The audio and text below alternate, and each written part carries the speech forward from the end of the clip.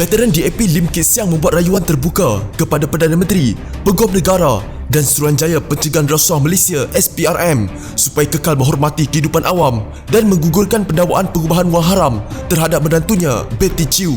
Ahli Parlimen Iskandar Puteri itu berkata, Betty Chew yang beliau kenali ialah seorang isteri yang setia dan ibu kepada 4 cahaya mata yang penyayang. Penjenayah yang mereka sebutkan itu bukan Betty Chew yang saya kenali selama 3 dekad, katanya dalam kenyataan. Menurut Kit Siang, beliau berbangga dengan menantunya yang merupakan seorang peguam dan mantan ahli Dewan Undangan Negeri di Melaka sebelum bersara.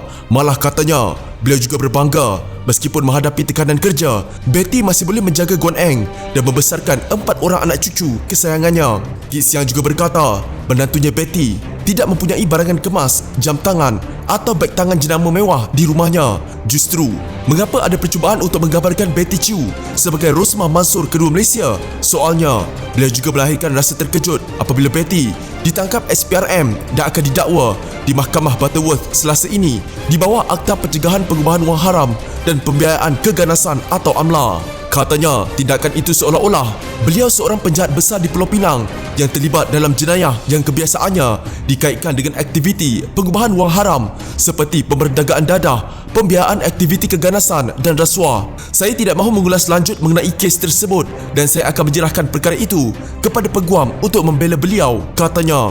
Kit Siang juga mendakwa penangkapan Guan Eng semata-mata bertujuan mematahkan semangat politik anaknya itu, seperti mana beliau pernah dipenjarakan pada 1998 selama 18 bulan dan dilucutkan kelayakan sebagai ahli parlimen hanya kerana mempertahankan maruah seorang gadis Melayu bawah umur yang dirogol.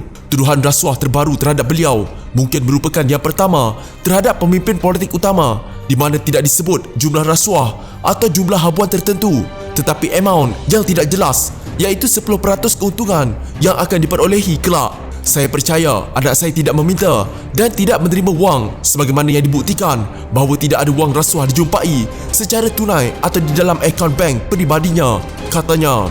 Menurut Kit Siang, ketika Guan Eng ditangkap dan didakwa, beliau terkenang semula perjalanan politiknya selama 55 tahun dari tahun 1965 hingga 2020 yang merangkumi 3 generasi.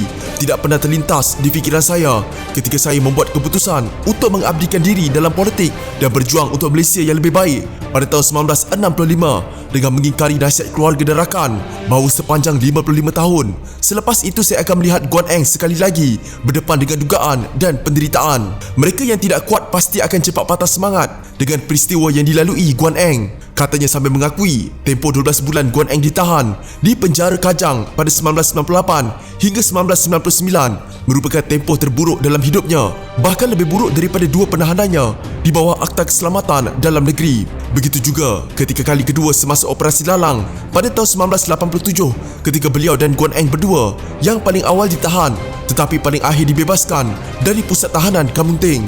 Namun begitu, kita perlu meletakkan had dalam situasi ini. Penganiayaan dan diskriminasi terhadap lawan politik adalah sesuatu yang tidak wajar dan harus dielakkan. Kita harus kekal menghormati kehidupan awam dan tidak memusnahkan keluarga serta menyasarkan anggota keluarga. Tindakan sebegini harus dihentikan, katanya. Jika anda mempunyai gejala seperti demam, batuk dan sesak nafas, jangan berlengah untuk terus ke klinik atau hospital bagi menjalani ujian saringan. Bersama kita tangani wabak COVID-19.